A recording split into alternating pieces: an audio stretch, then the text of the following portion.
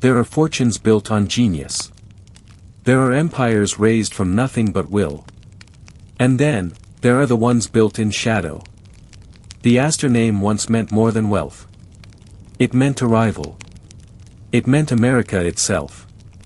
But long before the marble mansions and the gilded ballrooms, before the libraries and the monuments, there was a single man with a sharp mind and a darker trade. His name was John Jacob Astor.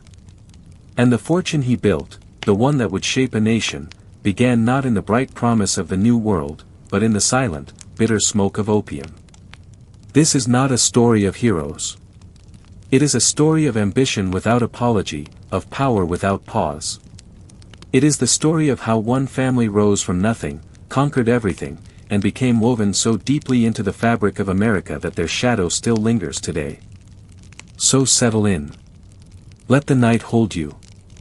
And let us walk together through the rise of the Astors, a dynasty built on fur, opium, land, and an unshakable will to win. If these words carry you closer to sleep, let this channel stay by your side too. A small tap to subscribe, a quiet moment to like, it helps these stories find others who need them. And if you'd like to drift even deeper, turn on notifications. New tales arrive each week, soft and steady, like clockwork made of whispers. Now, let us begin. There are some lives that begin in silence and end in thunder. John Jacob Astor was one of them. He was born in 1763, in the small German village of Waldorf, a place so unremarkable that history would have forgotten it entirely if not for the boy who refused to stay. His father, Jacob Astor, was a butcher. His mother died when John was young. The family was poor, not destitute, but poor in the way that closes doors before you even know they exist. There were older brothers, younger siblings, a household that smelled of blood and tallow and the kind of exhaustion that settles into bone. Johann Jacob, as he was called then, learned early that the world did not owe him anything. If he wanted something, he would have to take it. He was not a dreamer in the soft sense. He did not stare at stars and wish. He stared at maps. At the movements of merchants. At the few travelers who passed through Waldorf with stories of London, of America, of places where a man could rise not by birth, but by will. And so, at 16, Johann Jacob made a choice. He would leave. He would go to London first, where his brother George sold flutes and musical instruments. He would learn. He would save. And then, when the time was right, he would cross the Atlantic to a place still being written into existence, a place called America. In 1779, he left Waldorf. He carried almost nothing. A few coins. A change of clothes. The ability to speak German and a little broken English. But what he carried inside, the hunger, the sharpness, the refusal to accept limits, that was worth more than gold. In London, he worked for his brother. He learned the instrument trade. He learned how merchants thought, how they moved goods, how they built networks across borders. He was quiet. He listened. He saved every penny. And by 1783, when the American Revolution had ended and the new United States stood uncertain and raw, Johann Jacob, now calling himself John Jacob, boarded a ship bound for Baltimore. The voyage was long. The winter sea was brutal. Ice clogged the route, and the ship was forced to anchor in Chesapeake Bay for weeks. John Jacob Astor, 20 years old and unknown, spent that frozen time befriending a German furrier who was also headed to America. The man told him stories. Stories of beaver pelts, of the endless forests in the north, of how European and Chinese markets paid fortunes for American furs. John Jacob listened with the focus of a man who knew he was hearing his future. He asked questions. He learned the names of buyers, the routes of trappers, the margins on pelts. By the time the ship finally docked, he had made a decision. He would not stay a flute seller. He would become a fur trader. New York in 1784 was a city of fewer than 30,000 people. It was dirty, crowded, loud, and full of people trying to rebuild after war. John Jacob arrived with 7 flutes and $25. He sold the flutes quickly. He rented a small room. And then, methodically, he began to learn the fur trade from the inside. He worked for a fur dealer, learning to grade pelts, to negotiate with trappers, to spot quality in a glance. He was tireless. He woke before dawn. He worked until midnight. He did not drink. He did not gamble. He did not waste a single coin on anything that would not bring him closer to his goal. Within a year, he had saved enough to buy his first pelts. He traveled into the wilderness himself, meeting trappers, trading directly, cutting out middlemen. He was polite but unyielding. Fair when it helped him, ruthless when it didn't. The trappers respected him because he paid in cash and on time. The buyers respected him because his furs were always top quality. And slowly, deal by deal, pelt by pelt, John Jacob Astor began to build something that had not existed before, a network. Not just a business, but a machine. A system that could outlast any single transaction, any single season. He married Sarah Todd in 1785, the daughter of his landlady. She was smart, literate, and as ambitious as he was. She kept his books. She learned the business. Together, they became a unit of pure forward motion. By the 1790s, Astor was no longer just a trader. He was becoming a force. He had agents in Montreal, contacts in London, buyers in Canton. He understood something that most of his competitors did not: the fur trade was not just about pelts. It was about information. About timing. About knowing where demand would spike before anyone else did. And so he built his intelligence network as carefully as he built his supply chain. He read shipping logs.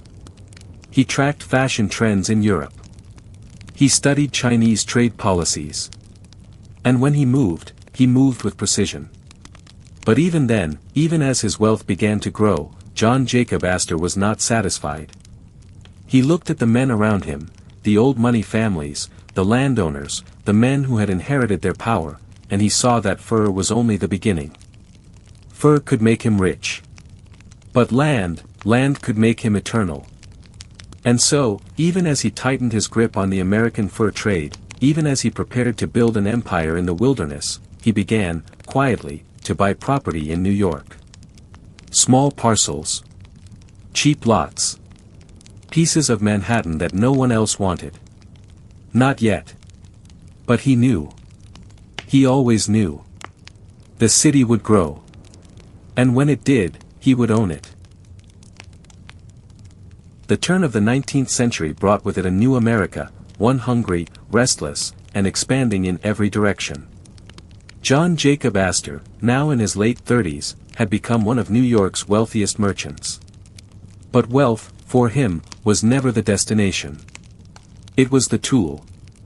And he intended to use it to build something no American had ever built before, a commercial empire that stretched from the Atlantic to the Pacific, from the streets of New York to the forbidden ports of China. He did not think in terms of years. He thought in terms of generations. And he moved accordingly. In 1800, Astor's fur business was thriving, but it was fragmented. He bought from independent trappers, sold to European middlemen, and competed with Canadian and British firms who had deeper pockets and older networks.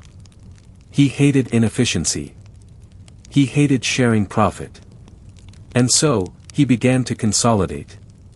He started buying out smaller competitors, offering them cash or threatening to undercut them into bankruptcy.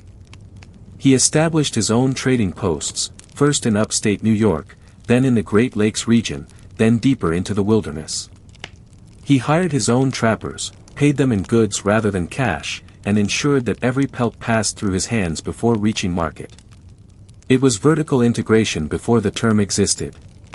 It was monopoly by another name. But Astor's vision extended far beyond the forests of North America. He had been watching the China trade for years, studying the routes, the goods, the fortunes being made by New England shipping families. The Chinese wanted furs, especially sea otter pelts from the Pacific Northwest. They paid in silver, in tea, in silk. And the margins were staggering. But the trade was dominated by British and Canadian companies, and the route was treacherous, requiring ships that could survive months at sea and captains who could navigate both storms and Chinese bureaucracy. Astor saw the opportunity. And in 1808, he made his move. He commissioned the construction of a ship, a large, sturdy vessel built for long-distance trade. He named it the Beaver. He filled it with trade goods and sent it around Cape Horn to the Pacific Northwest, where it would collect sea otter pelts from native tribes and Russian trappers, then continue across the ocean to Canton, where the furs would be sold for Chinese silver and goods. The ship would then return to New York, completing a triangular trade route that could multiply his investment several times over. It was brilliant. It was risky. And it worked. The Beaver returned in 1809 with a cargo worth more than Astor had dared hope. He immediately commissioned more ships. The China trade, which had seemed distant and untouchable, was now his. But even that was not enough. Astor wanted control, not just profit. He wanted to own the Pacific Northwest the way he was beginning to own the Great Lakes. And so, in 1810, he launched the most ambitious project of his life, the creation of a fur trading settlement at the mouth of the Columbia River, in what is now Oregon. He called it Astoria. It would be the anchor of his Pacific Empire, a permanent base where furs could be collected, ships could be resupplied, and Astor's name could be planted on the edge of the continent. He hired experienced traders, for men who knew the land and the tribes. He sent supply ships around the Horn and an overland expedition across the Rockies. He envisioned Astoria as the beginning of something larger, a chain of trading posts that would stretch across the West, funneling furs into his hands and blocking out British competitors forever. For a brief moment, it seemed possible. Astoria was established in 1811. The traders began working with local tribes. Furs started flowing. Astor, back in New York, watched his maps and his ledgers and allowed himself the rare luxury of satisfaction. He was building an empire. He was reshaping the continent. His name would be written into the land itself. And then, the War of 1812 began. And everything changed. The war between the United States and Britain was a disaster for Astor's Pacific ambitions. British naval forces controlled the seas. Supply ships could not reach Astoria. The overland routes were cut off by hostile terrain and the chaos of war. Worse, British fur companies, especially the Northwest Company, saw an opportunity. They moved in, offering Astor's men buyouts, threatening force, promising safe passage in exchange for surrender. Isolated, undersupplied, and uncertain whether relief would ever come, Astor's traders made a choice. In 1813, they sold Astoria to the British for a fraction of its value. The dream of a Pacific empire died quietly, in a cold trading post on the edge of the world, far from the man who had imagined it. When Astor received the news, he was furious. Not because of the money could be replaced. But because Astoria had been his masterpiece, his claim to permanence. And it had been taken from him not by superior strategy, but by the chaotic violence of war and the weakness of men he had trusted. He would never forgive it. He would never forget. And he would never again place his fortune in anything as fragile as a distant outpost. The frontier had betrayed him. The wilderness, for all its wealth, was unstable. And so, with cold clarity, John Jacob Astor began to turn his attention away from the edge of the continent and toward its beating heart. He would leave the forests behind. He would stop chasing pelts through the snow. He would focus on something far more reliable, far more eternal. He would focus on land. On New York. On building a fortune that could never be lost to war, to weather, or to the whims of men too far away to control. But before he made that final pivot, before he became the landlord of Manhattan, there was one more trade to master. One more source of wealth to tap. It was darker than fur. More dangerous than land. And infinitely more profitable. It was opium. And John Jacob Astor, ever the pragmatist, had no intention of leaving that money on the table. By 1815, the War of 1812 had ended, and America emerged bruised but intact. John Jacob Astor emerged richer. While other merchants had floundered during the conflict, Astor had quietly maneuvered through the chaos, buying war bonds at discount, loaning money to the struggling government, and positioning himself as indispensable to the nation's recovery. He had lost Astoria, yes. That wound still stung. But he had learned something far more valuable than any single trading post could teach him: empires built on distance are fragile. Empires built on control are eternal. And so, with methodical precision, he set about building the most controlled fur empire North America had ever seen. The American Fur Company, which Astor had founded in 1808, now became his singular obsession. It was not enough to be the largest fur trader in America. He wanted to be the only one that mattered. He wanted every pelt, every trapper, every trading post, every route to flow through him. And he was willing to do whatever it took to make that happen. He bought out competitors. He undercut prices until rivals bled money and begged him to buy their operations. He lobbied Congress to pass laws restricting foreign fur traders, particularly the British, from operating on American soil. And when the laws passed, largely due to his influence and his loans to key politicians, Astor's American Fur Company became the sole legal giant in a marketplace he had helped rig. He expanded westward with ruthless efficiency. Trading posts appeared along the Great Lakes, down the Mississippi, across the plains. Each one was staffed with men loyal to Astor, supplied with goods from Astor's warehouses, and bound by contracts that ensured every fur went back to New York. He established relationships with Native American tribes, offering them tools, blankets, guns, and alcohol in exchange for pelts. The relationships were transactional, often exploitative, and always tilted in Astor's favor. He paid less than the furs were worth. He charged more than the goods cost. The trappers and tribes had little choice. Astor controlled the supply chain, and there was no one else to sell to. Alcohol became one of his most effective tools. Whiskey flowed into native communities in quantities that devastated families and fractured societies. Astor knew this. His agents reported it. But the pelts kept coming, and the profits kept climbing, and so the whiskey kept flowing. It was not cruelty for cruelty's sake. It was simply business. Astor did not think in terms of morality. He thought in terms of margin. And the margin on whiskey for furs was extraordinary. He never visited the trading posts himself. He never saw the faces of the men and women whose lives his system consumed.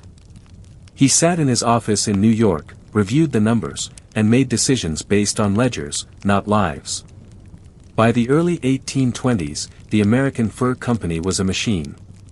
It employed thousands. It operated across a territory larger than most European nations. It generated profits that dwarfed those of any other American enterprise. Astor was no longer just a merchant. He was a monopolist. A power broker. A man whose wealth allowed him to bend the young nation to his will. Politicians sought his favor. Bankers courted his business. Presidents asked for his advice, and his money. He had become, in essence, untouchable. But even as his empire reached its zenith, Astor could feel the ground shifting beneath him. The fur trade, for all its profitability, was not infinite. Beaver populations were declining. Trappers had to venture farther into the wilderness to find untouched streams. European fashion was beginning to shift, silk hats were replacing beaver felt. The margins were still good, but they were shrinking. And Astor, ever the strategist, knew that clinging to a dying industry was the fastest way to lose everything. He had seen it happen to others.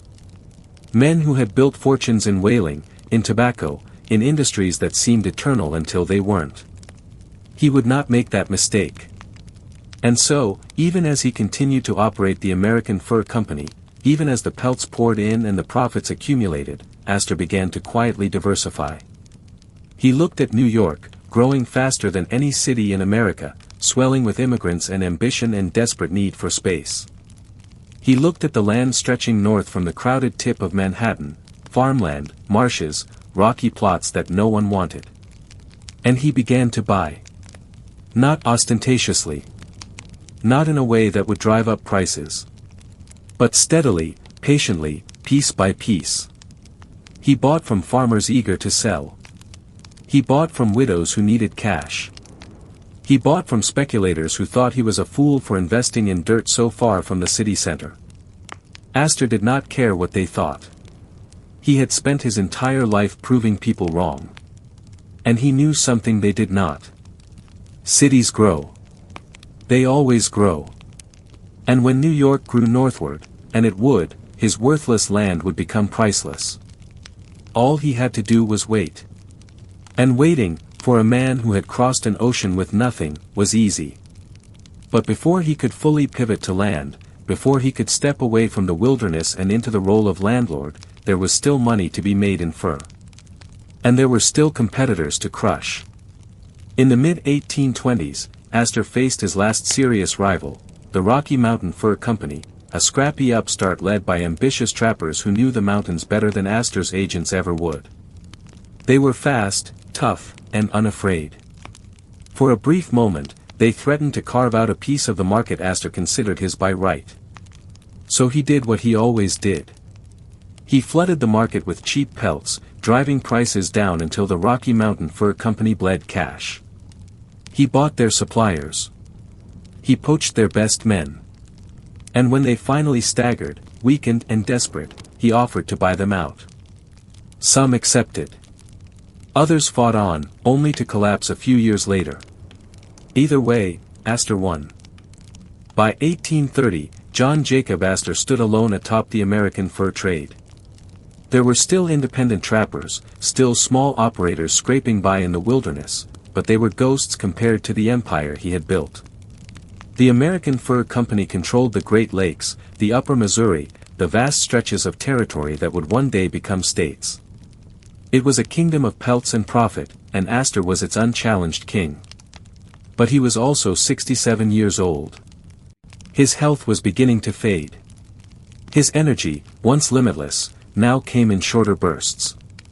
And more importantly, his interest in fur was dying. Not because the business had failed, it hadn't. But because he had outgrown it. Astor had always been a man who looked forward, never back. And when he looked at the fur trade now, he saw the past. He saw an industry that had made him rich but would not make his heirs richer. He saw diminishing returns, ecological collapse, and the inevitable march of fashion away from beaver felt and toward cheaper materials. He saw, in short, a business with an expiration date. And so, with the same cold clarity that had guided every major decision of his life, he decided to walk away. Not immediately. Not recklessly. But deliberately, strategically, in a way that would maximize his exit and minimize his risk. In 1834, Astor sold the western operations of the American Fur Company. He kept some interests in the Great Lakes trade, but the heart of the business, the wild, distant, dangerous work of trapping and trading in the Rockies and beyond, he handed off to others.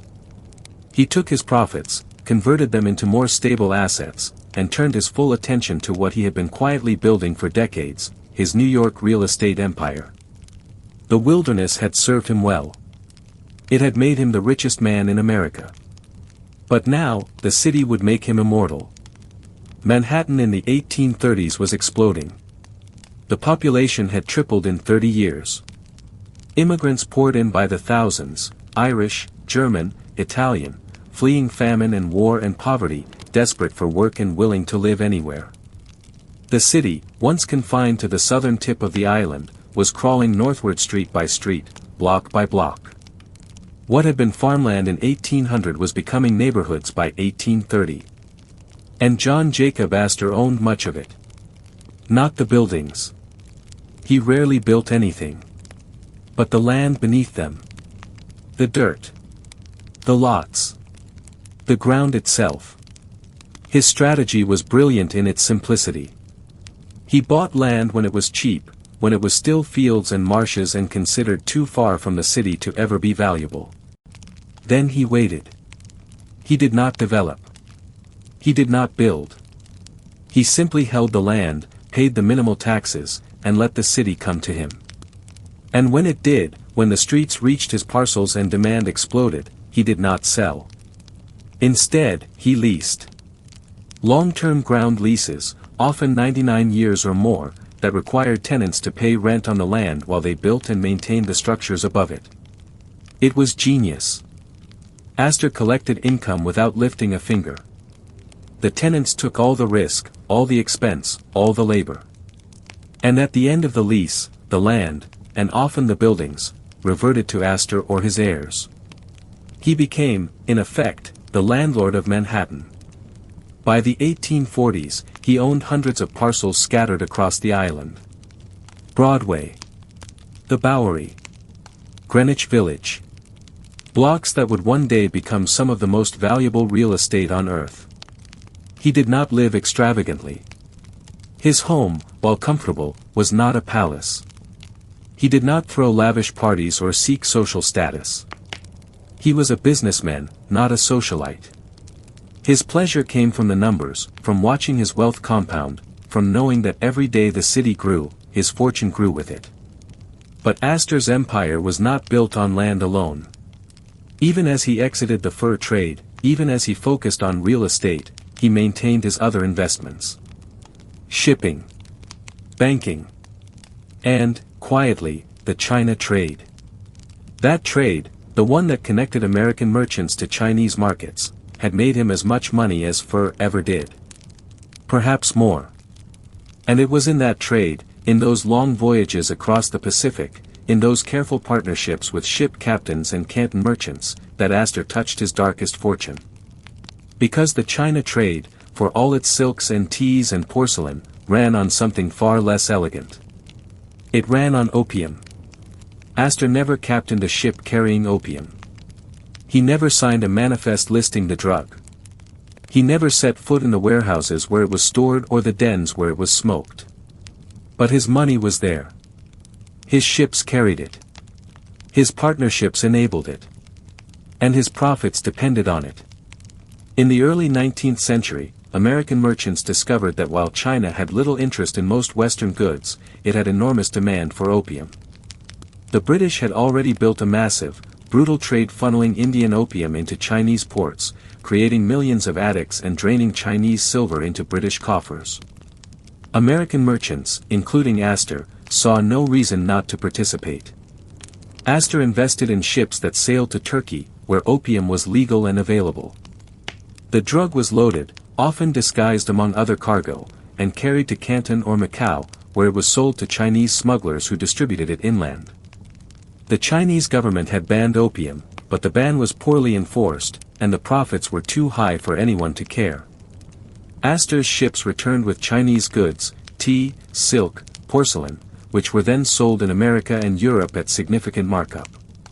It was a triangle of empire, American goods and capital to Turkey, Turkish opium to China, Chinese goods back to America. And at every point, Astor took his cut. He justified it, when he thought about it at all, as simply participating in an existing market. He was not forcing anyone to buy opium. He was not creating the demand. He was merely facilitating trade. But the reality was darker. The opium trade devastated China. It created a public health catastrophe, drained the country's wealth, and contributed directly to the conditions that would spark the Opium Wars in the 1840s. Millions suffered. Families were destroyed. A civilization was weakened. And men like John Jacob Astor, safely distant in New York, counted their profits and moved on. By the time Astor fully withdrew from active business in the late 1830s, his fortune was estimated at $20 million, an almost incomprehensible sum. Adjusted for the size of the American economy at the time, it would be worth well over $100 billion today. He was the richest man in the United States, and perhaps the richest man in the world.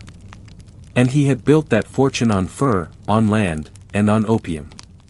3 pillars. 1 empire. And a legacy that would echo for generations. In his final years, John Jacob Astor became something America had never quite seen before, a living monument to wealth itself. He was old now, his body failing in ways his will could not prevent. His hearing had gone. His mobility was limited.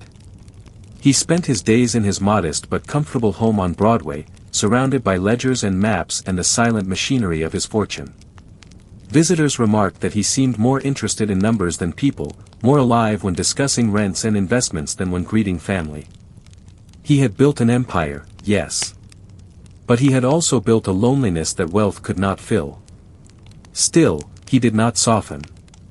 Even in decline, Astor remained ruthless in business. He continued to buy land. He continued to negotiate leases with the precision of a man half his age. He monitored his investments with obsessive attention, writing letters to agents, demanding reports, questioning every expense. His sons managed much of the day-to-day operations, but Astor insisted on final approval for major decisions. Control, for him, was not something to be handed over lightly. It was the essence of power. And he would hold it until his last breath. He gave almost nothing to charity during his lifetime. This was not unusual for men of his generation, but it was noted. Astor saw philanthropy as inefficient. Money given away was money that could no longer compound. He had clawed his way out of poverty through calculation and control, and he saw no reason to celebrate weakness or subsidize failure in others. If a man wanted wealth, let him work for it as Astor had. If a city wanted greatness, let it build itself as New York had. His fortune was his, earned through sweat and strategy, and he owed the world nothing. But as death approached, even Astor seemed to recognize that legacy required more than ledgers. In his will, he set aside $400,000, a fraction of his wealth, but still a significant sum, to establish a public library in New York. It was not generosity, exactly. It was branding. A way to ensure his name would be remembered not just as a landlord or a fur trader, but as a patron of knowledge. The Astor Library would eventually merge with other collections to become part of the New York Public Library, and his name would be carved into stone, visible to millions who would never know about the opium or the whiskey or the ruthless consolidation. They would see only, Astor. Benefactor.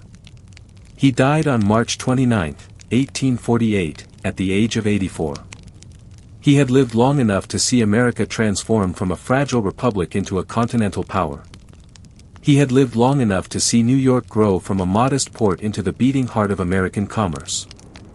And he had lived long enough to see his fortune become so vast, so deeply embedded in the infrastructure of the city, that it would be nearly impossible to dismantle. His estate was valued at approximately $20 million, making him the wealthiest man in America by a staggering margin. In his will, he left the bulk of his fortune to his second son, William Backhouse Astor, with instructions to preserve and expand the real estate empire. Smaller bequests went to other family members and a few loyal employees. But the core of the fortune, the land, the leases, the engine of perpetual income, remained intact, passed down like a crown. John Jacob Astor's funeral was a quiet affair. There were no grand processions, no public outpourings of grief. He had not been beloved. He had been respected, feared, envied. But not loved. The newspapers published obituaries that praised his business acumen and noted his wealth, but few spoke of warmth or kindness. He had been a force of nature, not a man of the people. And perhaps that was fitting. He had never sought approval. He had sought dominance. And he had achieved it. In the years immediately following his death, the true scale of his achievement became clear.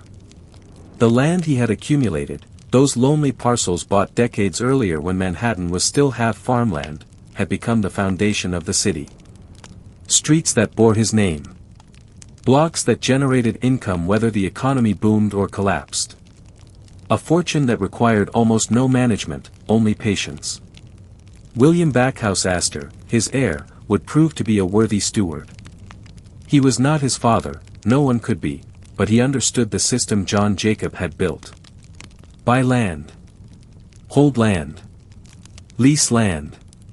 Repeat. It was a formula so simple, so devastatingly effective, that it would sustain the Astor family for generations. But even as the fortune passed into new hands, even as the family began to take its place among America's aristocracy, something of John Jacob's spirit remained. The coldness. The calculation. The understanding that wealth was not about luxury, but about power. And power, once secured, must be defended at all costs. The Astors would build mansions, yes. They would throw parties and marry into European nobility and become symbols of Gilded Age excess. But beneath the glitter, beneath the ball gowns and the champagne, the engine John Jacob Astor built would keep running. Silent. Relentless. Eternal. The frontier had made him. The fur trade had enriched him. Opium had multiplied his wealth. But it was land, patient, unhurried, inevitable land, that made him immortal. And as New York continued to grow, as the city climbed northward year after year, decade after decade, the Astor fortune grew with it. Not through genius. Not through innovation. But through the simple, undeniable fact that the ground beneath a city is the one thing that can never be moved, never be replicated, never be taken away.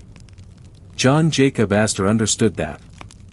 And in understanding it, he built a dynasty that would outlast empires.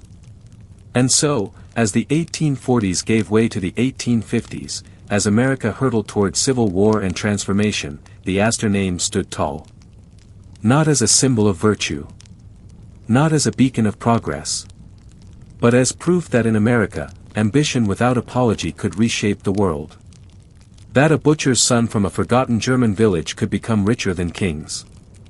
That the rules, if you were bold enough, could be rewritten. John Jacob Astor had rewritten them. And his heirs would live in the world he built. There are fortunes built in daylight, celebrated and admired. And then there are fortunes built in shadow, spoken of in whispers, hidden behind layers of ships and middlemen in carefully structured silence. John Jacob Astor's involvement in the opium trade was the latter. He never boasted of it. He never defended it. He simply profited from it, quietly and enormously, while the world looked elsewhere.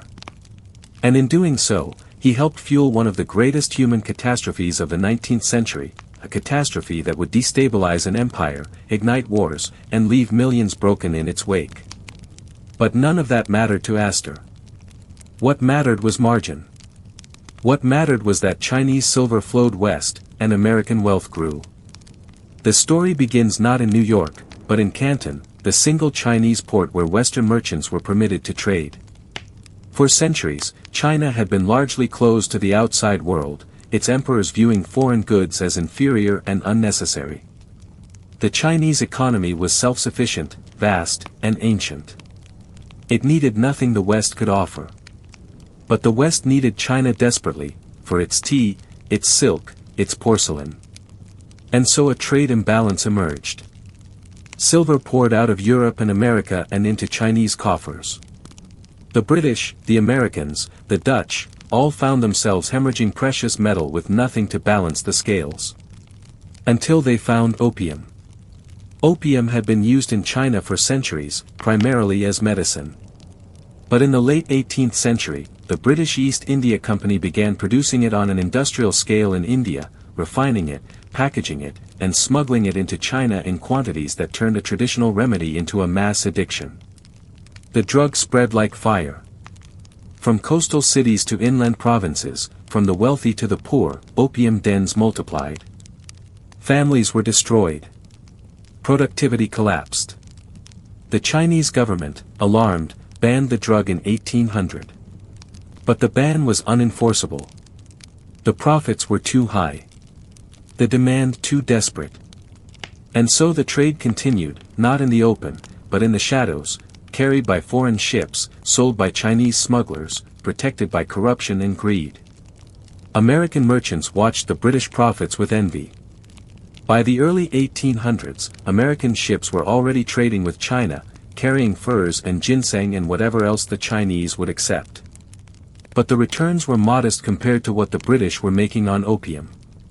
And so, slowly, carefully, American traders began to enter the opium business. They sourced their opium not from India, but from Turkey, where the drug was legal and cultivation widespread.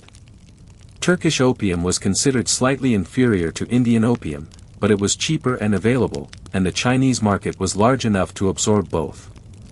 American ships would sail to Smyrna, load crates of opium, then make the long journey across the Indian Ocean and into Chinese waters. There, the opium would be transferred to smaller boats operated by Chinese smugglers, who would distribute it inland. The American ships would collect payment in silver, then fill their holds with tea, silk, and porcelain, and sail home. It was efficient. It was profitable. And it was, by the standards of the time, entirely legal, at least under American law. John Jacob Astor entered this trade cautiously, as he entered everything. He did not own opium clippers. He did not openly advertise his involvement. Instead, he formed partnerships with established China traders, investing capital in their voyages in exchange for a share of the profits. His name appeared on no manifests.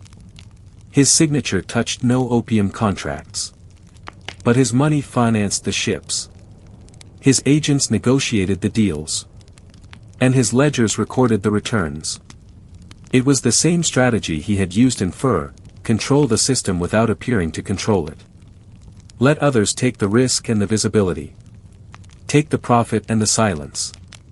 The amounts were staggering. A single successful opium voyage could return profits of 300% or more. Astor's China investments, spread across multiple ships and partnerships, generated income that rivaled his fur empire at its peak. And unlike furs, which required trappers and trading posts and constant resupply, opium required only ships, capital, and the willingness to ignore the consequences. Astor had all three. He watched the Chinese addiction epidemic with the same detachment he had watched beaver populations collapse in North America. It was not his concern. He was not forcing anyone to smoke opium. He was simply meeting demand. If the Chinese government could not enforce its own laws, that was China's problem, not his. But the Chinese government was trying. In the 1830s, as the opium crisis worsened, the Qing dynasty appointed a new official, Lin Zexu, to crush the trade. Lin was incorruptible, intelligent, and ruthless. He arrived in Canton in 1839 with imperial authority and a mandate to end the opium epidemic by any means necessary. He confiscated and destroyed over 1,000 tons of opium belonging to British and American merchants. He blockaded foreign traders in their warehouses, threatening to starve them unless they surrendered their opium stocks and signed pledges never to deal in the drug again. Some complied. Others, backed by their governments, refused. The British, whose economic interests in the opium trade were enormous, used Lin's actions as a pretext for war. The First Opium War began in 1839, and it was a massacre. British naval power crushed Chinese defenses. The Qing dynasty, humiliated, was forced to sign the Treaty of Nanking in 1842, ceding Hong Kong to Britain, opening additional ports to foreign trade, and paying massive reparations. The opium trade, rather than being stopped, exploded. American merchants, including Astor's partners, watched the war with satisfaction. They had stayed nominally neutral, avoiding direct conflict with China, but they benefited enormously from the outcome. The new treaty ports meant more access, more distribution channels, more profit. Astor, by this point in his 70s and largely retired from active business, continued to collect returns on his China investments. He never commented publicly on the Opium War. He never expressed regret or concern for the millions of Chinese lives destroyed by the trade he had helped finance. He simply took his profits, reinvested them in New York real estate, and moved on. The scale of human suffering caused by the opium trade is difficult to comprehend from a distance of nearly 2 centuries. But the numbers tell part of the story. By the 1830s, an estimated 2 million Chinese were addicted to opium. By the 1850s, that number had more than doubled. Entire villages were lost to the drug. Men who had been farmers, artisans, scholars, they abandoned their work, sold their possessions, destroyed their families, all to feed an addiction that hollowed them from the inside. Women smoked in back rooms, children grew up in homes thick with smoke and despair. The economic drain was catastrophic. Silver that should have circulated within China's economy instead flowed outward, into the hands of British and American merchants. The Qing government, already weakened by corruption and internal rebellion, found itself unable to respond effectively. The empire was crumbling, and opium was one of the poisons accelerating its fall. John Jacob Astor knew all of this. Or at least, he could have known, had he cared to ask. Reports of the crisis were published in American newspapers. Missionaries returning from China spoke of the devastation. Trade journals discussed the volumes and the profits openly. But Astor, like many men of his class and era, compartmentalized. The opium trade was simply business. It was no different, in his mind, than selling whiskey to native trappers or buying land from desperate farmers at prices far below its future value. The world was full of people who made poor choices. That was not his responsibility. His responsibility was to his fortune, to his family, to the empire he was building. Morality, if it entered the equation at all, was a distant consideration, subordinate to profit. And the profits were extraordinary. During the peak years of Astor's involvement in the China trade, roughly 1800 to 1840, his investments in opium-related voyages likely generated returns in the millions of dollars. Exact figures are difficult to verify because Astor structured his deals through intermediaries and partnerships, deliberately obscuring his direct involvement. But shipping records, ledgers from his business associates, and financial historians have pieced together a picture of a man who was deeply, profitably engaged in one of the most destructive trades in modern history. He was not alone, of course. Prominent American families, the Delanos, ancestors of Franklin Delano Roosevelt, the Forbes family of Boston, the Perkins family, all made fortunes in the China opium trade. It was, in the parlance of the time, simply good business. What set Astor apart was not the opium itself, but what he did with the profits. While other merchants spent their China earnings on mansions and luxuries, Astor funneled his into land. Every dollar that came back from Canton, every ounce of silver converted from opium sales, was reinvested into New York real estate. In this way, the opium trade became the foundation of the Astor real estate empire. The land that would make his family one of the wealthiest dynasties in America was purchased, in part, with money earned from Chinese addiction. The buildings that bear the Astor name, the libraries and landmarks and streets, all of it, at some level, traces back to those voyages, those crates of Turkish opium, those silent transactions in Canton Harbor. By the early 1840s, Astor had largely withdrawn from active involvement in the China trade. He was in his late 70s, his health failing, his attention focused on managing the real estate empire he had spent decades assembling. But his withdrawal was not motivated by conscience. It was motivated by pragmatism. The Opium War had destabilized the trade, making it riskier. The Chinese government, even in defeat, was attempting to regulate and tax foreign merchants more heavily. And Astor, ever the strategist, saw that the easy money was behind him. The future was not in opium. It was in land. And so he shifted his capital accordingly, leaving the China trade to others while he focused on consolidating his holdings in Manhattan. But the consequences of the trade he had helped build continued to unfold. The First Opium War was followed by a second in the 1850s, sparked again by British demands for greater access to Chinese markets and Chinese resistance to the opium flood.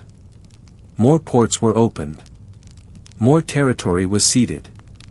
The Qing dynasty, once the most powerful empire on earth, was reduced to a shadow, humiliated and dependent on foreign powers. Internal rebellions, including the devastating Taiping Rebellion, erupted in part because of the social and economic chaos caused by opium. Millions died. A civilization was nearly destroyed. And the wealth extracted during those years, the silver, the goods, the profits, flowed westward, into European and American hands, building banks and estates and fortunes that would last for generations. Astor never apologized. He never acknowledged wrongdoing.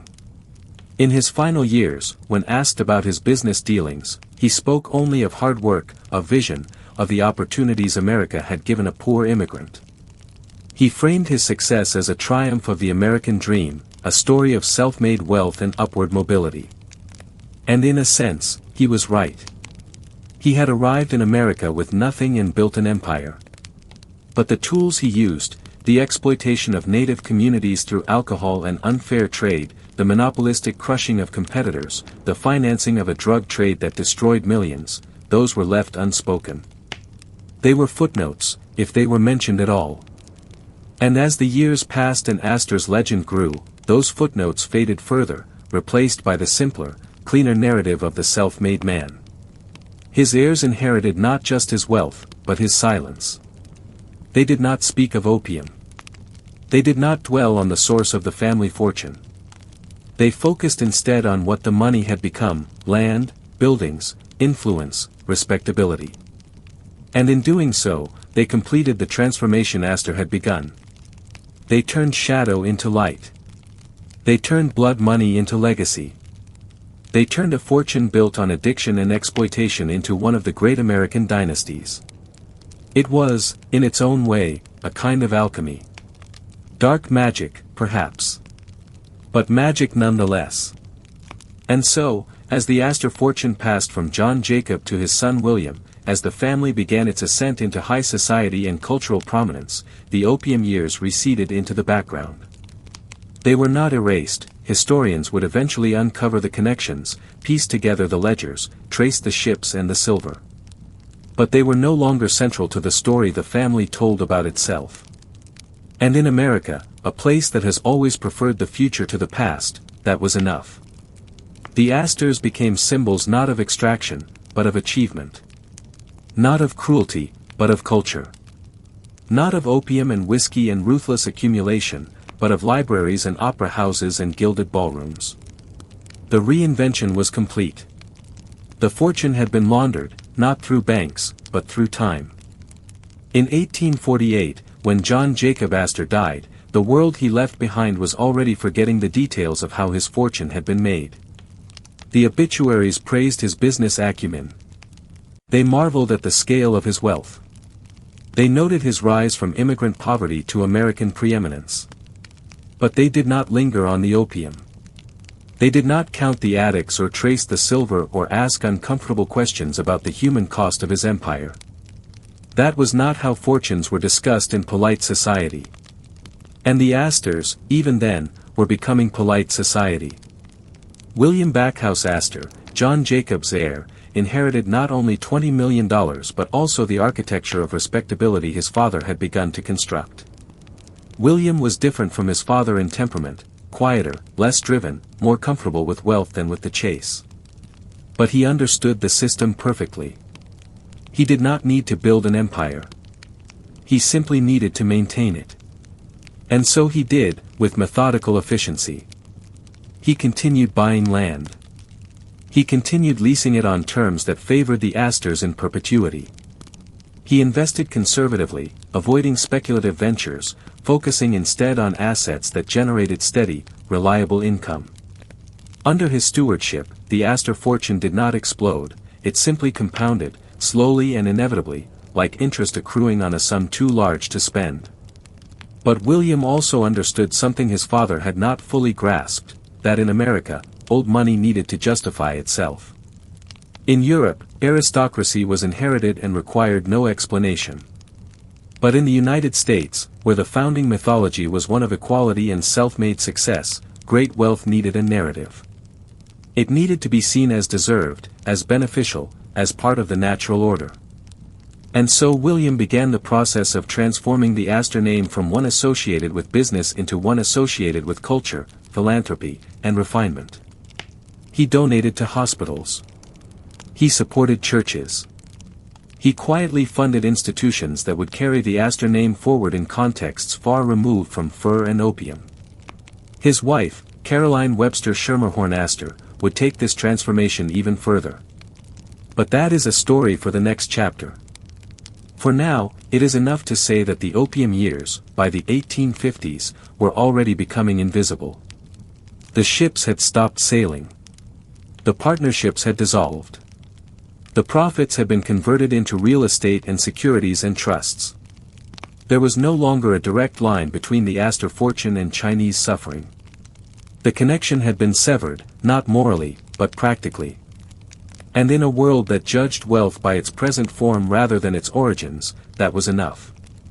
Still, the shadow remained. In Canton, in the treaty ports, in the opium dens that continued to operate for decades after Astor's death, the consequences of the trade he had financed endured. The Second Opium War, fought in the 1850s, forced China to legalize the drug it had spent half a century trying to ban. The imperial government, broken and humiliated, could no longer resist Western demands.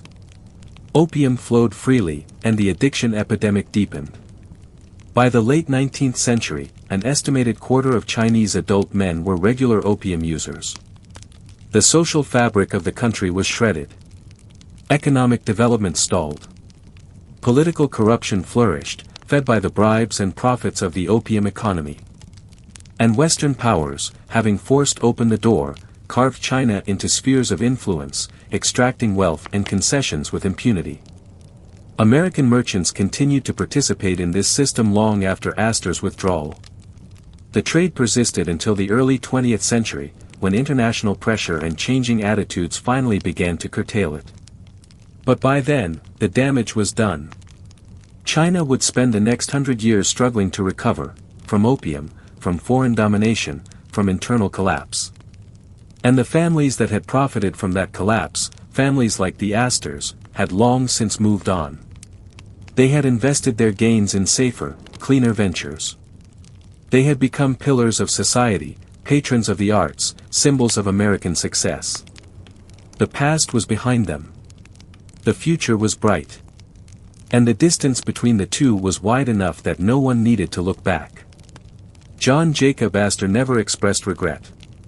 There is no record of him questioning the morality of the opium trade, no letter of apology, no deathbed confession.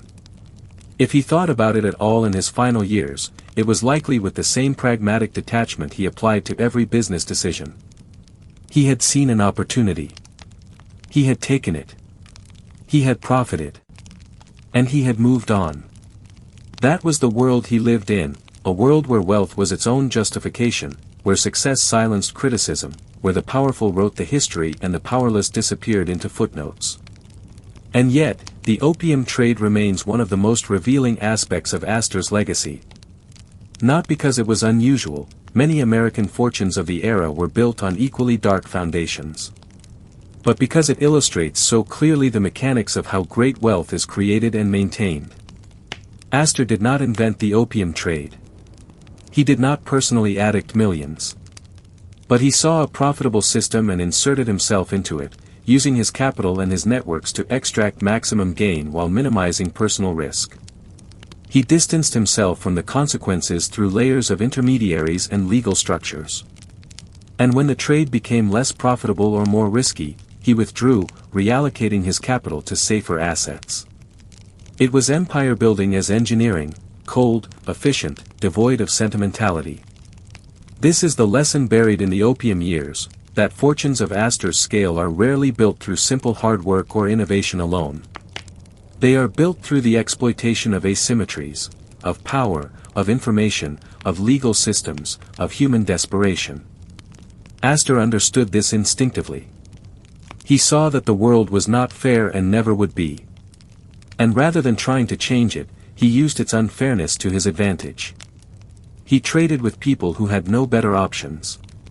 He invested in industries that governments could not or would not regulate. He moved his money across borders and legal systems, always staying one step ahead of restriction or consequence. And in doing so, he built a fortune so large, so deeply embedded in the infrastructure of American capitalism, that it would survive wars, depressions, and the eventual moral reckoning with the trades that had funded it. By the time the Astor fortune reached the third and fourth generations, the opium connection had faded into historical curiosity. The family was known for other things, for parties, for art collections, for marriages into European aristocracy. But the foundation remained. The land John Jacob bought with opium profits still generated income. The buildings constructed on that land still stood. The institutions funded by Astor wealth still bore the family name. The shadow had been buried beneath marble and philanthropy and time. But it was still there. Still part of the structure. Still, in a very real sense, holding everything up. And so, as we leave the opium years behind and move forward into the Gilded Age, into the era of Mrs. Astor and the 400, into the palaces and the scandals and the slow decline of the dynasty, it is worth remembering where it all began. Not in the ballrooms of Fifth Avenue. Not in the marble libraries or the opera boxes. But in the smoke-filled dens of Canton. In the holds of ships crossing dark oceans. In the ledgers of a man who saw human suffering as just another variable in the equation of profit. John Jacob Astor built an empire. And the cost of that empire was paid by people whose names we will never know, whose faces we will never see, whose lives were consumed so that one family could rise. That is the truth beneath the legend. That is the foundation beneath the marble. And no amount of time or distance or carefully constructed amnesia can change it.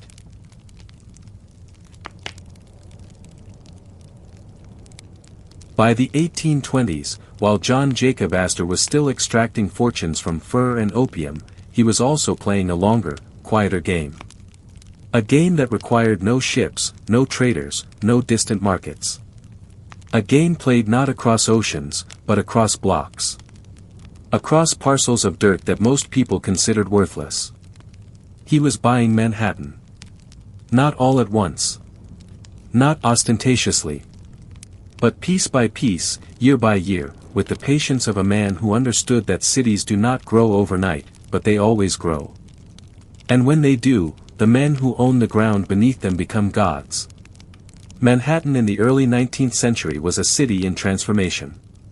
The population was exploding, from 33,000 in 1790 to more than 200,000 by 1830. Immigrants arrived daily, fleeing Europe's poverty and wars, drawn by America's promise of work and reinvention. They needed places to live. Places to work. Places to shop and worship and gather. And all of that required land. But Manhattan was an island, finite and small, and the southern tip where the city had begun was running out of space. The only direction to grow was north. And John Jacob Astor, with the foresight that had defined his entire career, had already positioned himself to profit from that growth. He had started buying land in the 1790s, when he was still primarily a fur trader. Small purchases at first, a lot here, a farm there. Land that was miles from the city center, surrounded by fields and marshes, accessible only by rough roads. Other merchants thought he was wasting his money. Land that far north would never be valuable, they said. The city would never reach it. But Astor did not care what they thought. He had walked the island. He had studied maps. He had watched population trends and immigration patterns. And he knew, with the certainty of mathematical inevitability, that the city would come. All he had to do was wait. And so he waited. He bought land when prices were low, often from farmers or widows who needed cash immediately and had no conception of future value. He negotiated hard, offering fair prices by current standards but prices that would seem laughable within a generation. He paid in cash, which in the credit-poor economy of early America was itself a form of leverage. And he held. He did not flip properties for quick profit. He did not develop. He simply accumulated, building a portfolio of dirt that would one day become the most valuable real estate in the Western Hemisphere. His strategy was deceptively simple. Buy land far in advance of development.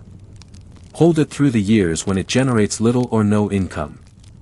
Then, when the city reaches it, leased the land on long-term ground leases rather than selling outright.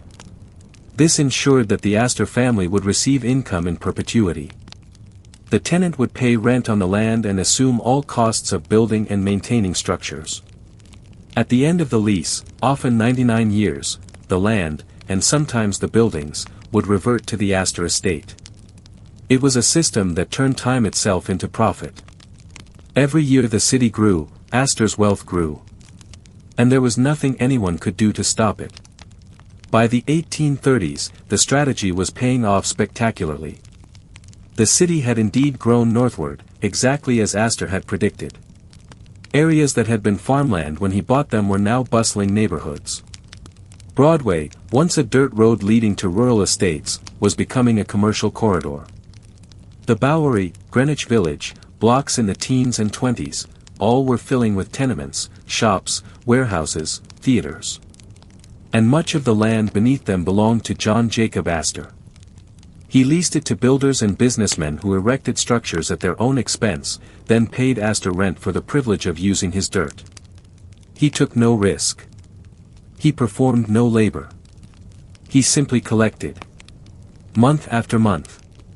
Year after year. A river of income that required almost no effort to maintain. The tenants, of course, hated it. They were trapped in arrangements that seemed fair at the signing but became increasingly oppressive as the years passed and the value of the land skyrocketed. They paid rent on ground that was worth 10, 20, 50 times what Astor had paid for it, while Astor's heirs did nothing but cash checks. If a tenant improved the property, built a better building, increased its value, that benefit accrued to Astor, not to them. At the end of the lease, they lost everything. It was, in effect, a form of feudalism transplanted to the New World. Astor was the lord. The tenants were the vassals. And the land was the throne that could never be overthrown. Astor faced criticism for this system, particularly as he grew older and wealthier. Newspapers published editorials decrying the concentration of land in the hands of a single family. Tenants organized, demanding fairer terms, shorter leases, the right to purchase the land they had built on. Politicians proposed reforms. But Astor had power that transcended public opinion. He had loaned money to the government. He had allies in City Hall and Albany. He had judges and lawyers who understood that property rights, in America, were nearly sacrosanct. And so the criticisms faded. The reforms went nowhere. And the Astor empire continued to expand, immune to protest, protected by law, sustained by the simple fact that everyone needed land and Astor owned it. What made Astor's land empire truly remarkable was not just its scale, but its inevitability. Unlike fur, which depended on animal populations and shifting fashion, or opium, which required international networks and carried political risk, land was permanent. It could not be depleted. It could not go out of style. It sat, silent and patient, waiting for the world to need it. And the world always did. As New York grew, and it grew faster than almost any city in human history, Astor's land became more valuable not because he did anything, but simply because he owned it. It was wealth that compounded without effort, a perpetual motion machine fueled by urban expansion and human desperation. By the 1840s, Astor owned an estimated hundreds of parcels scattered across Manhattan. The exact number is difficult to determine because he structured his holdings through various trusts and family arrangements, but estimates suggest he controlled more land than any other individual in the city. Some of it was in prime locations, Broadway lots, properties near the docks, parcels in emerging commercial districts. But much of it was still undeveloped, still waiting. Land in the 40s, the 50s, even higher. Areas that would not see serious development for another generation. Astor didn't care. He knew they would come. He knew the city's trajectory. And he was content to wait, collecting what income he could from the developed parcels while the undeveloped ones appreciated in silence. He also understood leverage in a way that few of his contemporaries did. When tenants struggled to pay rent, Astor rarely evicted them immediately.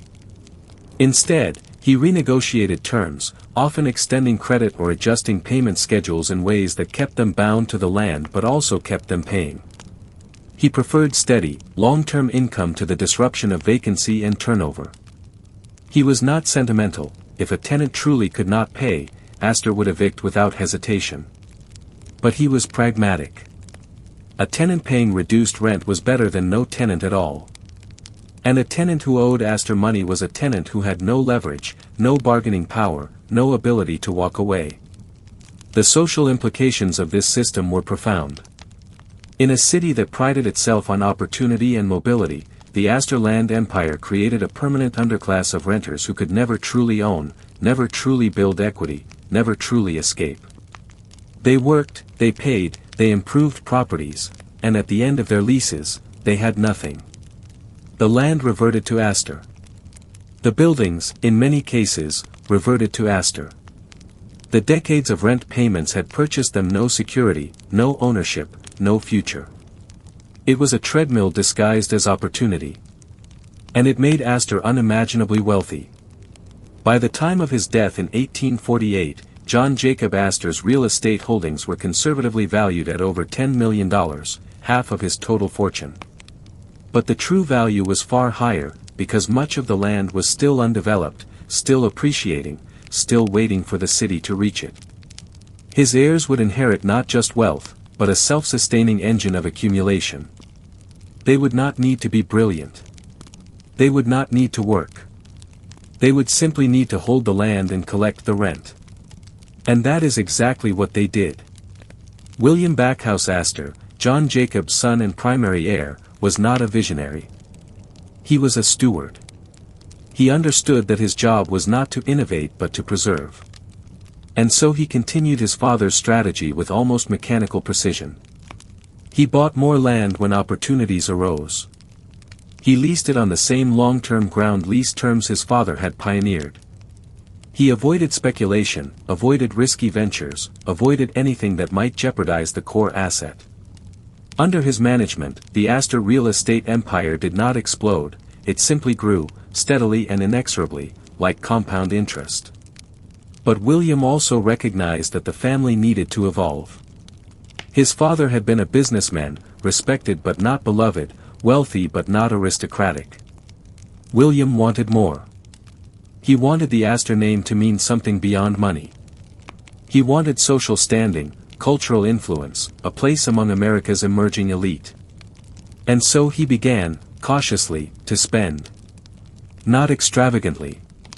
Not recklessly. But strategically, in ways that would elevate the family's status without depleting its fortune. He built a larger home. Not a palace, not yet, but a substantial mansion on Lafayette Place, one of the city's most fashionable streets. He began collecting art. He joined clubs. He made donations to hospitals and churches, not out of deep religious conviction, but because it was what wealthy men were expected to do. He married well. His wife, Margaret Armstrong, came from a respectable New York family. And he raised his children to understand that they were not merely rich, but that they had responsibilities, appearances to maintain, a legacy to uphold. Still, William remained fundamentally conservative. He did not throw lavish parties. He did not seek the spotlight. He managed the fortune with the same quiet efficiency his father had, viewing it not as a tool for pleasure but as a trust to be protected and passed down. And in this, he succeeded. When he died in 1875, the Astor fortune had grown to an estimated $50 million. The land empire was intact. The income stream was stronger than ever. And the family was positioned, for the first time, to fully enter the highest echelons of American society. That transformation would fall to the next generation, particularly to William Backhouse Astor Jr. and his wife, Caroline. But the foundation was set. The land was held. The system was working. And the Astor name, once associated with fur and finance, was beginning to be associated with something more, with permanence, with power, with the kind of wealth that transcends generations and becomes, in effect, a force of nature. John Jacob Astor had bought dirt and turned it into Dynasty. And his heirs, walking the streets of a city their ancestor had helped create, lived in the world he had made. A world where ownership was everything. Where land was sovereignty. Where the landlord of Manhattan was, in every sense that mattered, a king. The genius of the Astor land strategy was not just in the buying or the holding, but in the structure itself, a structure that ensured the family could never truly lose. Even if a generation proved incompetent, even if heirs squandered fortunes on vanity or vice, the land remained. It could not be gambled away in a single night. It could not disappear in a market crash. It sat, solid and immovable, generating income whether the family was brilliant or foolish, industrious or lazy. John Jacob Astor had built not just wealth, but a fortress. And that fortress would protect his descendants for over a century. By the 1850s and 1860s, Manhattan was unrecognizable from the city Astor had arrived in 70 years earlier. The population had surged past 500,000. Tenements rose like walls, packed with immigrant families living 10 to a room. Industry boomed. Factories, warehouses, docks, the city was a machine of commerce, churning day and night. And beneath it all, literally, was Astor land. Streets that bore his name. Blocks that paid him tribute. A grid of ownership so extensive that it was said a person could walk from the Battery to 42nd Street and never leave Astor property. The income was staggering. Rent rolled in monthly, from thousands of tenants, from businesses and families, from the wealthy and the desperate. The Astor estate employed a small army of agents and lawyers to manage the properties, collect payments, enforce lease terms, and handle evictions. It was a bureaucracy of extraction, efficient and relentless. Tenants who fell behind were given little mercy. Buildings that deteriorated were often left to decay. Why spend money on improvements when the tenant was responsible for maintenance and the land itself was appreciating regardless of the structure's condition? The system was designed to maximize income and minimize expense. And it worked beautifully, at least for the Astors. But the human cost was real. Astor-owned tenements were often among the worst in the city. Overcrowded, poorly maintained, lacking basic sanitation. Families lived in darkness and filth, paying rent to a landlord they would never meet, whose agents appeared only to collect money or serve eviction notices. Reformers railed against the conditions. Jacob Riis, the pioneering photojournalist, documented the squalor in his landmark work How the Other Half Lives, published in 1890. Some of the worst buildings he photographed sat on Astor land. But the family remained largely insulated from criticism. They did not own the buildings, after all, only the land. The structures were the tenants' responsibility. If conditions were poor, that was the fault of the leaseholders, not the Astors. It was a convenient legal fiction, one that allowed the family to profit from misery without bearing responsibility for it. Still, by the late 19th century, even the Astors recognized that pure extraction was not sustainable indefinitely. Public anger was growing. The rise of labor movements, progressive politics, and muckraking journalism put pressure on landlords and industrialists to reform. The Astors did not embrace change out of conscience, but out of pragmatism. They began, slowly, to improve some properties. They sold off a few of the worst parcels. They made symbolic donations to housing charities. It was not transformation, but it was enough to blunt the sharpest criticism and preserve the core of the empire. And the empire was vast. By the 1870s, the Astor fortune was conservatively estimated at over $50 million, making the family one of the wealthiest in the world. Adjusted for economic scale, this would be equivalent to tens of billions today. But unlike modern billionaires whose wealth is tied to companies or stocks, the Astor fortune was tangible. It was land. You could walk on it. Build on it. Live on it. And every time you did, you paid the Astors. It was a form of power older and more fundamental than industrial capital. It was feudal power, transplanted to the modern city. William Backhouse Astor Jr., who inherited control of the estate after his father's death in 1875, continued the strategy without deviation. He was even more conservative than his father, even more focused on preservation than expansion. He understood that the empire was mature now. The great land grabs were over. Manhattan was largely built out. The frontier had moved west, but the Astors had no interest in chasing it. Their kingdom was New York. Their throne was secure.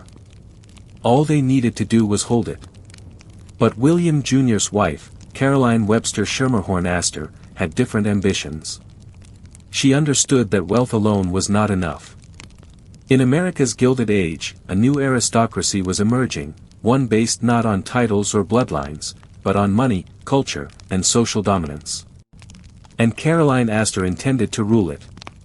She would become known simply as Mrs. Astor, the arbiter of New York society, the woman who decided who mattered and who did not. Under her reign, the Astor name would transcend real estate and become synonymous with American royalty. But that ascent would also mark the beginning of the family's long, slow decline. Because empires built on land are eternal. But empires built on reputation are fragile. And the Astors, in reaching for social supremacy, would begin to lose their grip on the one thing that had always sustained them, their ruthless focus on the ground beneath their feet. For now, though, in the 1870s and 1880s, the family stood at its zenith. The landlords of Manhattan. The inheritors of an empire built on fur, opium, and dirt. They lived in mansions. They collected art. They married into European nobility. They were American royalty in everything but name. And beneath it all, silent and patient, the land kept generating income. Rent kept flowing. The machine kept running. Just as John Jacob Astor had designed it. Just as he had known it would. The butcher's son from Waldorf had remade the world. And his descendants lived in the palace he built from the bones of that remaking. The fortune was complete. The dynasty was secure. And the next chapter, the chapter of parties and palaces, of scandal and slow decline, was about to begin.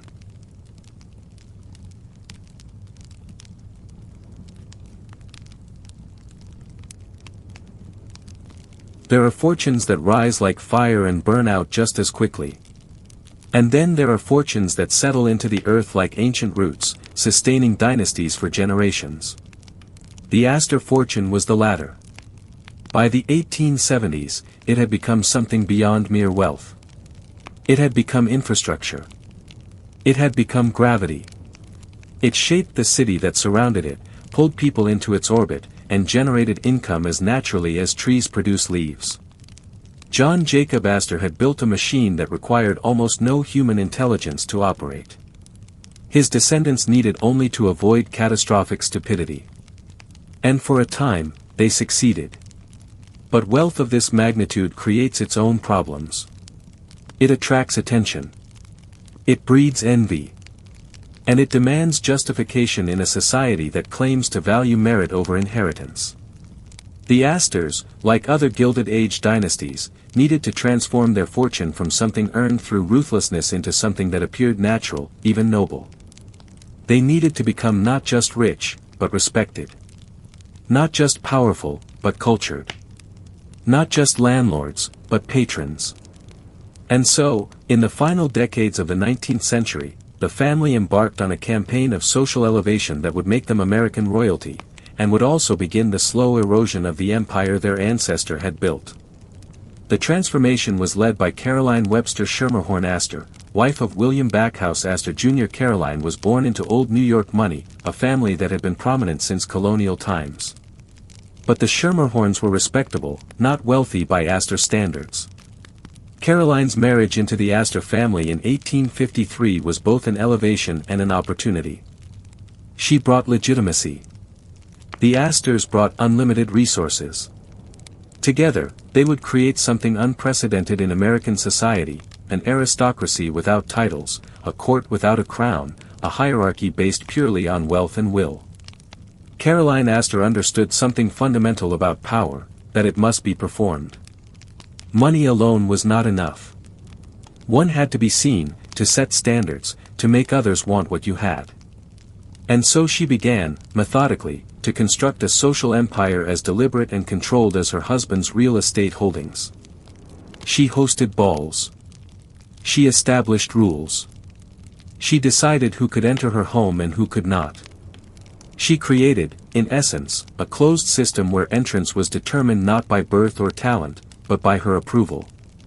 And in doing so, she made herself the queen of New York society.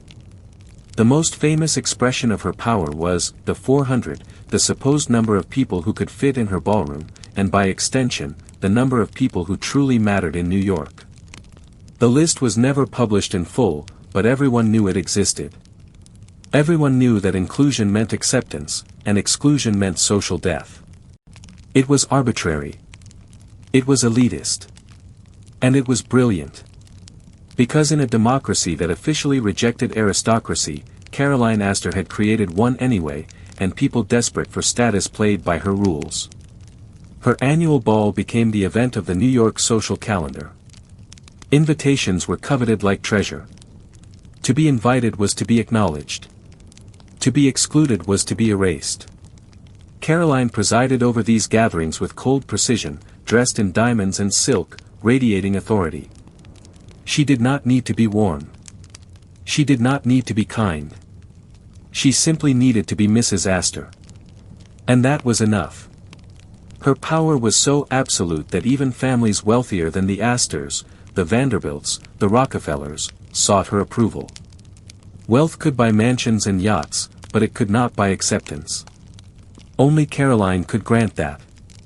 But beneath the glittering surface, the Astor empire was beginning to fracture. Not financially, the land still generated enormous income. But structurally. John Jacob Astor had been a single force, a unified will. His heirs were many, and they did not always agree. William Backhouse Astor Jr. had a cousin, John Jacob Astor III, who also controlled a portion of the estate. The two branches of the family coexisted, but tension simmered. Who would control the family legacy? Who would carry the name forward? And as the generations multiplied, as the fortune was divided among children and grandchildren, the cracks grew wider. Still, the wealth was so vast that even divided, it sustained multiple branches in extraordinary luxury. The Astors built mansions up and down Fifth Avenue. Enormous structures, modeled after European palaces, filled with art collected from around the world. They employed hundreds of servants. They traveled in private railcars. They summered in Newport, where they built cottages, a laughably modest term for estates that rivaled anything in Europe. They lived lives of such excess that they became symbols of the Gilded Age itself, that strange, glittering era when America's industrialists built fortunes larger than those of kings and spent them with abandon. The Astor mansions were monuments to wealth, but they were also prisons of expectation. To be an Astor meant living under constant scrutiny, performing a role written by ancestors you had never met, maintaining standards that felt increasingly disconnected from the world outside. The men of the family, particularly those in the direct line, were expected to manage the fortune with the same conservative discipline their predecessors had. No risk. No innovation. Just preservation. The women were expected to marry well, host impeccably, and uphold the family's social position. Deviation was not tolerated. Scandal was unforgivable. And yet, scandal came anyway. Because wealth of this scale attracts not just admiration, but resentment. And because human beings, even those born into privilege, are still human. They fall in love with the wrong people. They make mistakes. They rebel against the weight of legacy. And when Astors stumbled, the fall was public, brutal, and endlessly discussed in the newspapers that fed on Gilded Age excess like vultures on carrion. One of the most dramatic fractures came in 1890, when William Waldorf Astor, son of John Jacob Astor III and nephew of Caroline's husband, decided he had had enough of America. William Waldorf was brilliant, ambitious, and bitter. He had served briefly as a diplomat, had literary aspirations, and had expected to inherit leadership of the entire Astor family. But Caroline Astor and her branch had outmaneuvered him socially. She was Mrs. Astor.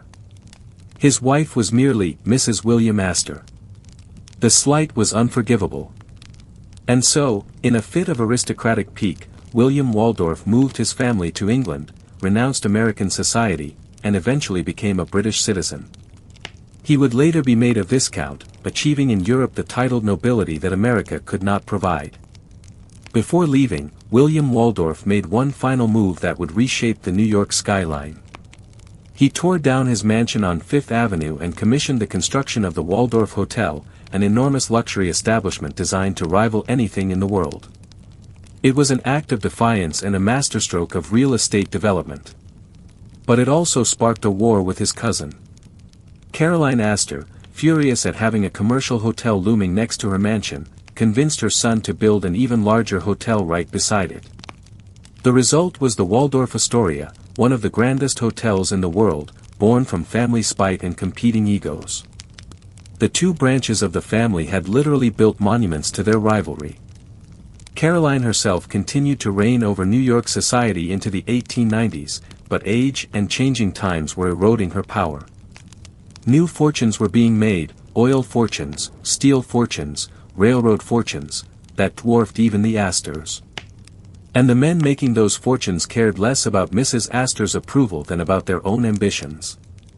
The Vanderbilts built bigger mansions. The Rockefellers gave more to charity. The old rules were bending. And Caroline, sensing the shift, began to retreat. Her annual ball continued, but the magic had faded.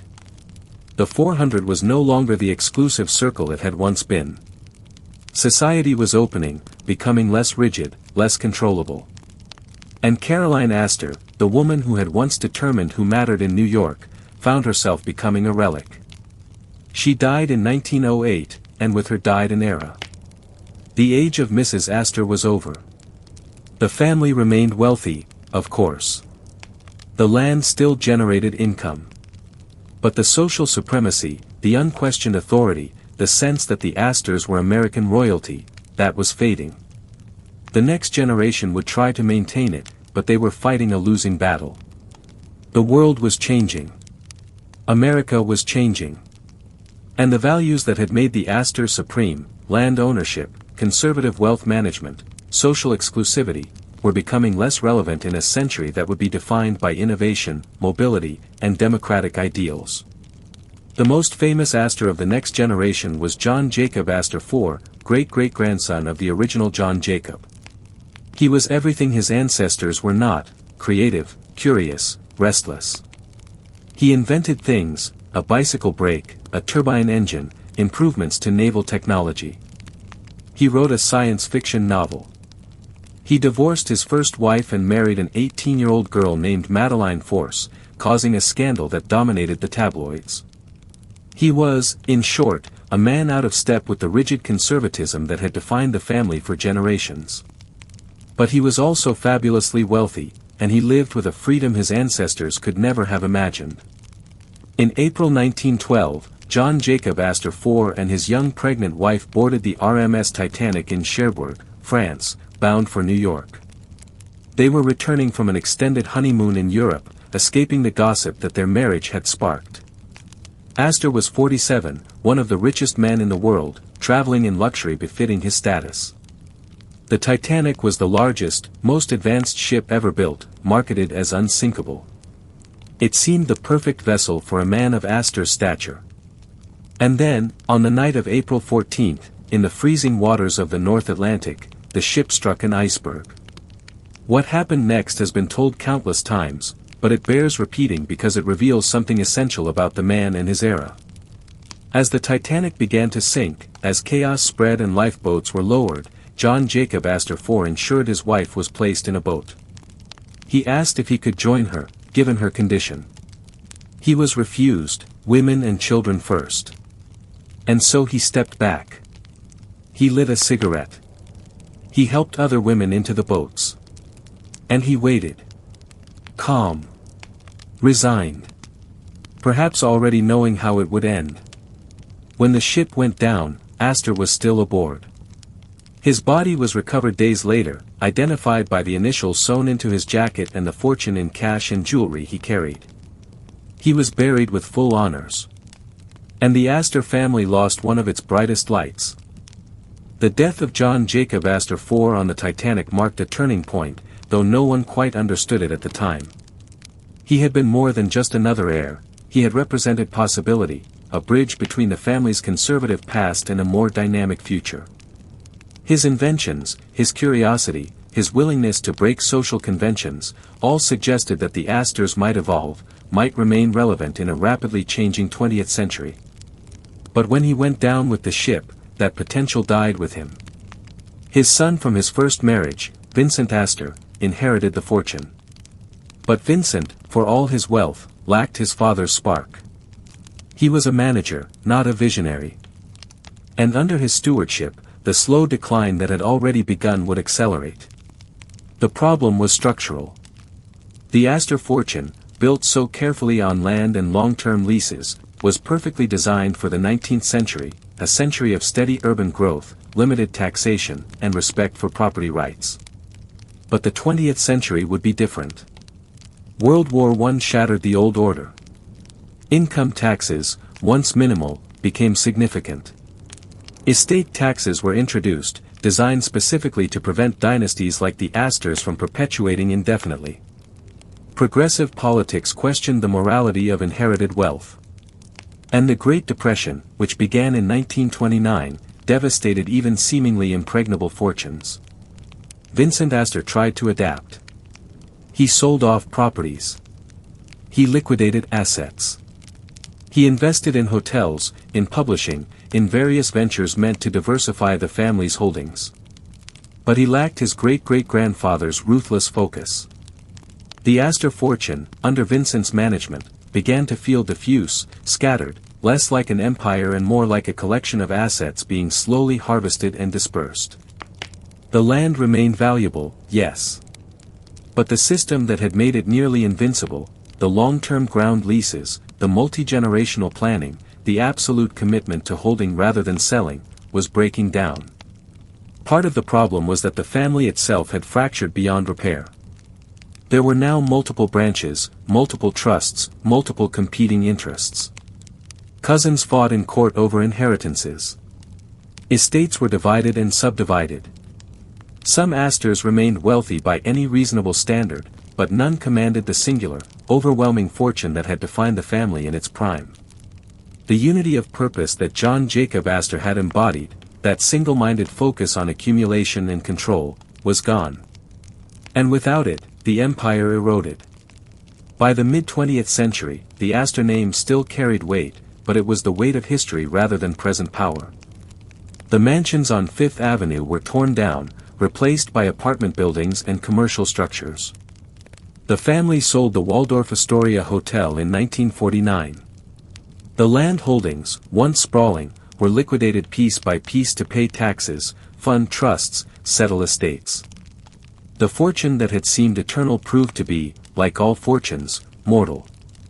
Some descendants remained prominent.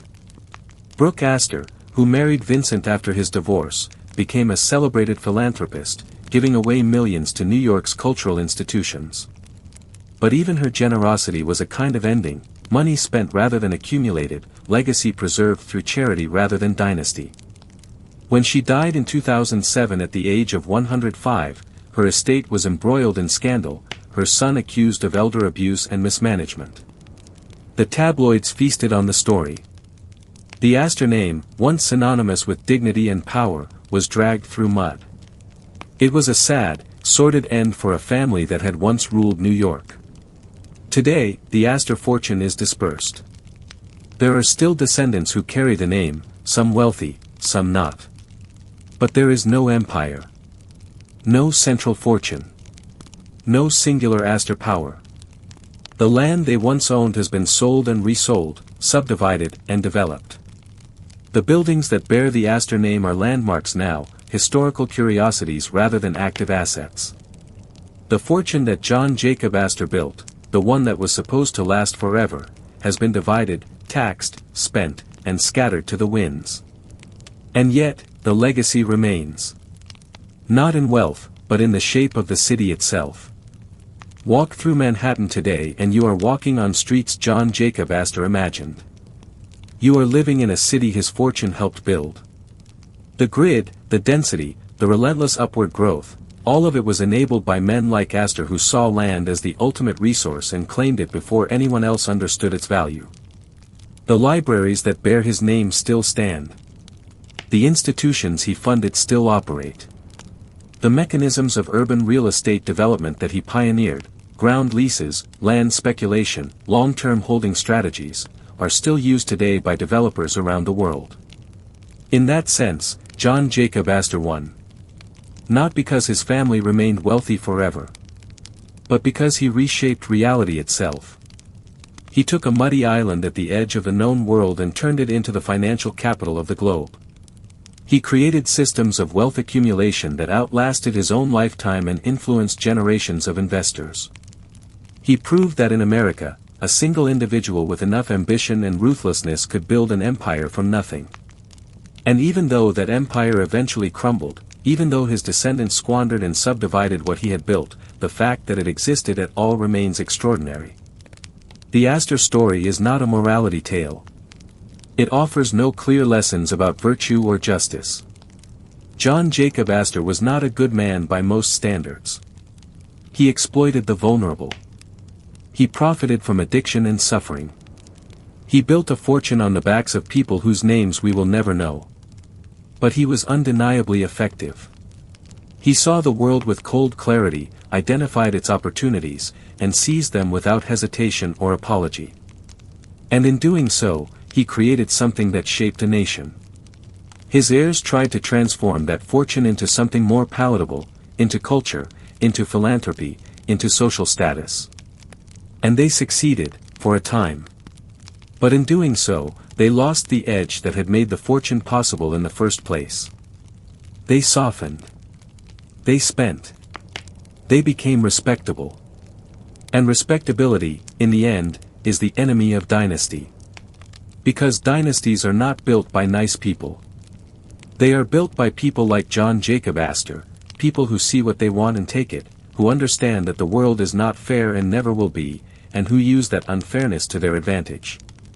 The Astors rose higher than almost any American family of their era. And they fell, as all families eventually do. But the distance they traveled, from a butcher's shop in Waldorf to the ballrooms of Fifth Avenue, from a single man with a handful of coins to a dynasty that shaped a city, that distance is a measure of what was possible in America. For better and for worse. For richer and for poorer. The Astor story is an American story. And like America itself, it is a story of ambition, exploitation, transformation, and eventual, inevitable decline. Thank you for following this journey through the rise and fall of the Astor dynasty. From fur and opium to land and legacy, from shadow to marble, the story is complete. If you'd like, I can help you refine any sections or create supplementary material. Otherwise, rest well, and let history settle into your dreams like dust on old money.